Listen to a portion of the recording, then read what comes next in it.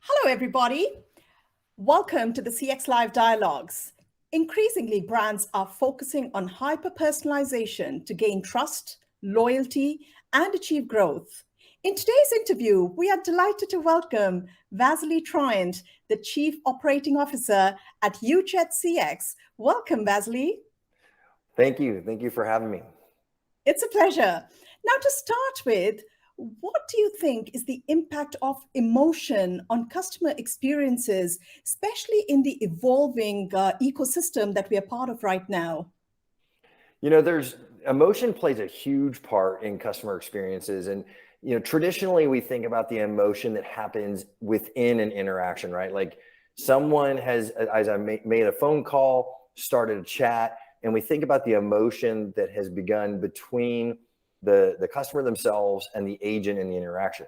However, if we all kind of like back out a little bit and think about our own personal lives, there are other factors that premeditate that customer service interaction, both for the agent as well as for the customer themselves. But for the purpose of this discussion, we can talk about the customer.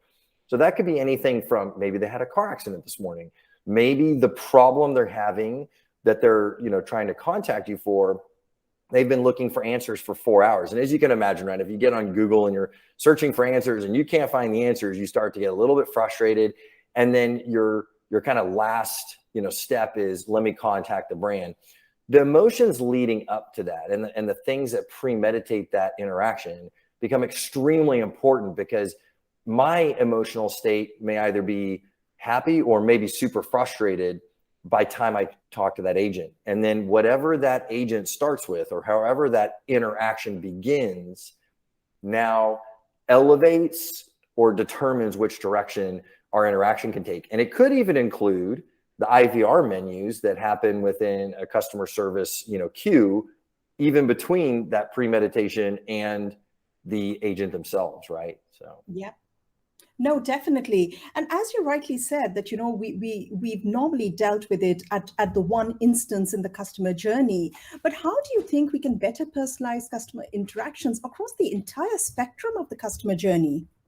The best thing to do is to leverage, there's a ton of technologies out there, especially with artificial intelligence and machine learning, to look at what has happened in the beginning part of the journey. And the beginning part of the journey is not when they decide to contact you. It may not even be when they first bought your product. It may be before they bought your product. But let's look at what are the steps that got you there, that are taking you to where you're at, and that you've now contacted that brand. The ability to see what you and I have done and where we've gone prior to contacting a brand is all readily available. And if we can understand that, then as soon as that customer is now contacting us, we can change real time. We can change how we interact with them. We can actually predict what the behavior would be. And frankly, where we're going in customer experience, once brands are ready, is we could actually predict how you're feeling and what you need, and contact you before you've actually contacted us. And the way to really personalize this is, think about for a moment when you decide you want to take a holiday, right? And you want to go on vacation. You go out and you start looking for, let's say, vacations in Spain. Well, next thing you know, everywhere you go, whether it's social media, whether it's your browser, like you're going to start getting ads teed up or things teed up that says, hey, Ayesha, we believe, has an intent to go to Spain. And we also think she likes beach vacations, because we've noticed she's actually been searching a bunch of different, beach toys and, hotels on the beach. They grab all that information, they assimilate it and determine, predict your intent. We now need to do the same thing with customer experience. And if you understand the beginning of that journey, we can hyper-personalize the entry into the brand and change the entire customer experience, because it already begun. It has already begun before the agent has even gotten involved. Certainly. And you rightly said that, there's so many platforms now that can be used for creating these omni-channel experiences and creating those micro moments, to entice and obviously make the customer, feel loved. And The biggest challenge a lot of the CX leaders grapple with in today's date is the measurement of the CX program and making sure that the platforms that they're using are delivering the ROI, so to say. And therefore, the big question that comes to the mind is, how do we measure our CX program for customer value or customer preferred outcomes, as you've just mentioned? That's a big thing to unpack, and there's a lot. There's what are the metrics that are within the current realm of customer experience, right? Current contact centers and contact center managers and VPs of customer experience. What are the metrics that we should be looking at 2 years from now?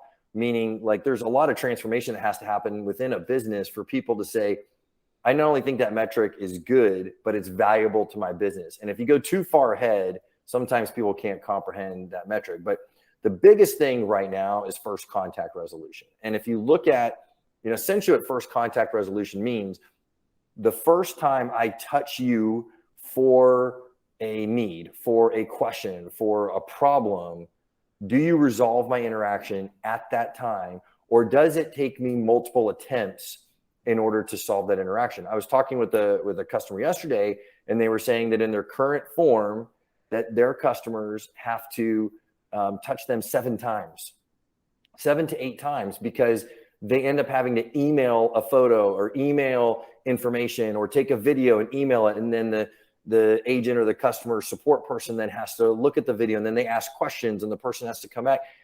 That back and forth also raises emotion. Actually, it makes, number one, it makes you more frustrated. 2, you're just wasting a bunch of time, which is costing you money. And so if you can solve those problems in that first interaction, then that is a positive metric, because we have seen a direct correlation between, FCR as the acronym is known, and customer satisfaction. Now, if we can tie FCR and either customer sat, NPS, whichever way you want to look at it, along with lifetime value, so LTV, then we actually can say we're getting repeat customers, better brand loyalty, and it's tied to FCR, like these metrics all tie together. And the end goal here is that you drive better lifetime value to your customers, because what good is customer sat if it's not resulting in your business growing, becoming more profitable, more efficient? The whole thing is that those metrics all relate together. Now, we're not 100% there yet where everybody's tying it back to lifetime value, right? The metrics of today, a little bit of it's FCR and NPS, but disjointed. And then the other one now that everybody's really, really hot on is deflection.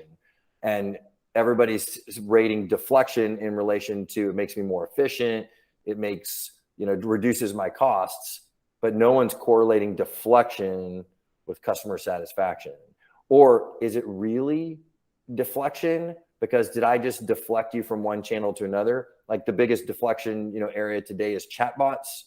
And everybody says, hey, if I put chatbots in, you go to my website, you chat. If you end that chat, it's been deflected. The assumption from all the chatbot providers is that deflection means resolution.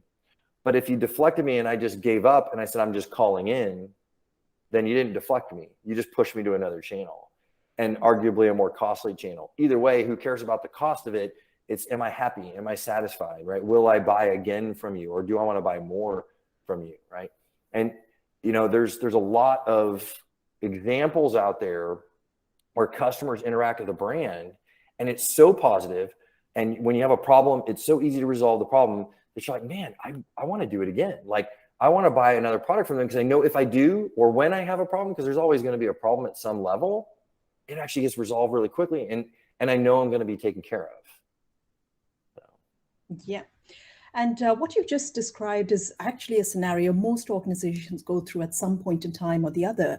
And especially in today's remote and hybrid environment that we're currently working on, I believe that it's becoming more important to be able to have that first resolution, because otherwise that frustration that comes in and creeps in, there's no way to actually have a human interaction solving it. You've just got to make sure that you are constantly listening and coming up with the right answers when they're being sought.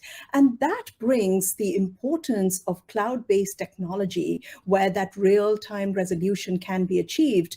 Now, in your opinion, what are the top challenges associated with cloud or even multi-cloud for that matter, and what can be done to overcome them?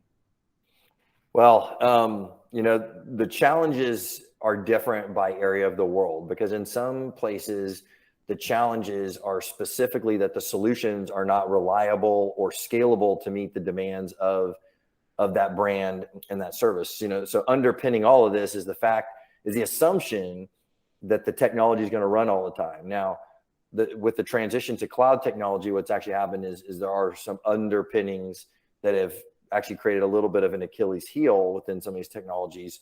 And as we've seen a lot lately with, outages with, Amazon infrastructure, just because you're in cloud doesn't mean the stuff runs all the time. And so, being reliable, being scalable, and being available all the time is, 100% the foundational imperative that has to happen.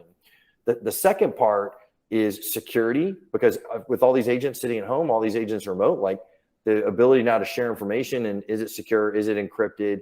Are agents able to store that information locally or take it away? Credit card information, if you're processing stuff, security becomes, imperative in this. And, during the COVID kind of race throughout the world over the last 2 years, the jump to cloud happened at a necessity without a lot of thought to these other components. Now brands are stepping back a minute and saying, hey, we now need to make sure that this works for us because we've had a lot of outages. 2, we need to make sure we, close the doors on security and other potentials for data breach. And then the next part of it is the ability now to take that technology, apply the advanced applications like artificial intelligence and machine learning to help you and me as an agent become smarter. And that's like the really cool stuff that comes about, because if you think before, customer or contact centers were everybody was sitting in a room, right? And you had a supervisor, the agents all around you. If you had a problem, someone comes in, plugs into your headset jack and helps you with the problem, or you can turn to the person next to you and ask a question. Now you're sitting at home and you're isolated, right? You're by yourself. But it created now the demand for technologies that prompt you through learning, through transcription, through other technologies to say, Ayesha, here is your next best response. Based on collecting data from the other 1,000 agents around the globe doing this, this is the next best response. Because you don't have a supervisor to turn to. So it's now prompting you, it's listening to the call, and it's giving you, suggestions that will drive better FCR, better customer sat, and so on. Definitely. Now, coming back to the strategic importance of Middle East in your business, UJET.CX selected Dubai and Middle East as one of its global expansion sites. What did you see as the growth potential in this market?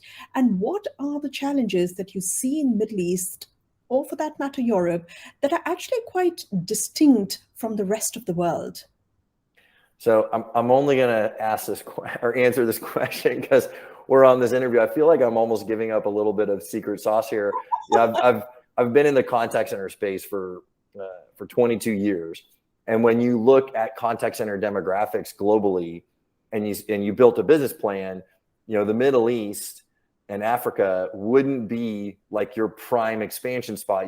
Everybody would say, well, the most contact center agents are in Southeast Asia or North America or the UK or Eastern Europe, whatever it may be, and say, hey, we need to push into those areas.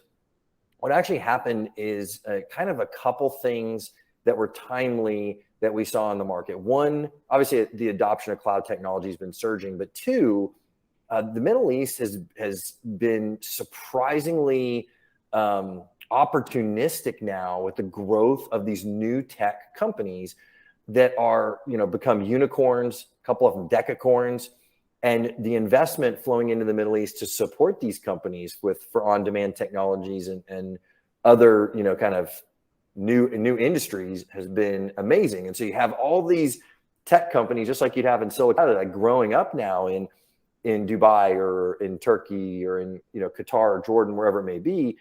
And they need technology to support their business.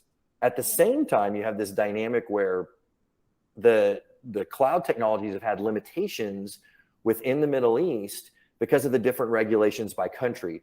And there's a lot of gaps in the ability for any cloud provider to go in there and provide technology. It could be data residency, it could be telecommunications access, could be relationships with all the different carriers. There's a lot of complexities. And we fell into a situation where a customer asked us to solve the problem. It started in Saudi Arabia, and we solved the problem. And then another customer came to us and said, hey, we really want this technology. And as we looked around, we said, there's not really, our competitors aren't really here. And actually the competitors that are there are actually selling on-premise technologies wrapped as a quote unquote cloud technology, providing in a subscription service, but not really giving the customers cloud technologies because of the barriers from regulation and data residency and so on.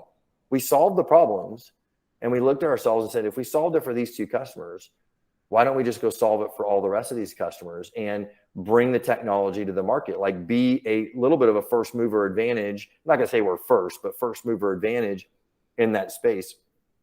Pile on top of that, we go places where we find great people. We found a great leader, and you married the two together, and we said, it's the time to go.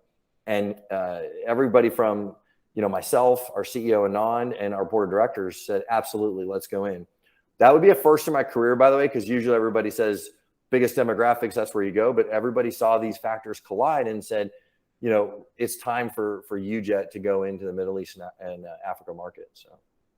No, I totally agree, Vasily. And given that we're actually sitting in the Middle East and talking to a lot of CX heads every single day, we definitely feel that the way the market has matured in the last 2 years, it definitely is one of the places where we'll see a lot of CX transition happen over the next few years as well. There's a lot of underlying ambition within these CX programs and the CX strategies that these leaders are putting together. And we can only see the way upwards for the next few years at least. So it's definitely a very exciting place to be in. And that brings me to my final question that, there's so much changing in the CX space at this point in time. What further trends do you see transforming CX further this year? Wow, that's a big one. Well, we just came off a show in North America where we won, basically best of show. We also won kind of the innovation award. It was the first time in that show's history that vendors won both awards. And then we also announced a big partnership with Google, where Google's actually taking, is actually releasing their own cloud contact center, and its underpinnings is UJET. And so we now have this recognition around our platform, partnered with one of the global brands. And what that's also doing within the industry is now you see really big players wanting to get in the space that weren't traditionally in this space. So I think you're going to see a couple things this year. One, you're going to see the rest of these kind of large players positioning to make sure they can supply their solutions into the market and putting a lot more investment, not just into the core contact center technology, but into the advanced elements around it. You're going to see a lot of, I think, movement on artificial intelligence, specifically related to like agent assist and voice virtual agent, because that's where a lot of the learnings come in. I think you're going to see a lot of other kind of big brands trying to shore up partnerships to really make this cohesive ecosystem work better for customers, because it is a big space. And now the race is, I need geographic coverage globally, and I need to make sure that I can handle these medium to large size brands. Because as we talk about scalability and reliability, it gets worse as you go upscale of the size of customer. And so now it's the medium to large size customers are saying, I need to move into this technology to enhance my own customer experience. They've been the laggards really in adopting cloud technology, and I need to move there. Now I have the recognition that these big brands are getting into the space. So now I need to go there, but I need you to handle me globally. And globally doesn't just mean Middle East. It doesn't just mean North America or the UK, right? It's Singapore, it's India, it's, ANZ, it's, Latin America. There's all sorts of areas of the world that you have to be able to provide one seamless solution. This started years ago that, borders started to kind of disappear, and, it's like, hey, you can jump on a plane and be across the world, by tomorrow. And now, the idea that we're in one country or another, but we're on the same team, it's just become commonplace. And now the technology has to permeate itself to allow us that invisibility between those borders. Certainly. Well, it was lovely talking to you today, Vasily, and we look forward to having you at the event in May, where the UJET.CX team is obviously going to be interacting with lots of very senior people from the industry. So we wish you all the very best for 2022, and we look forward to having you in Dubai in May. Thank you. I'm looking forward to it as well.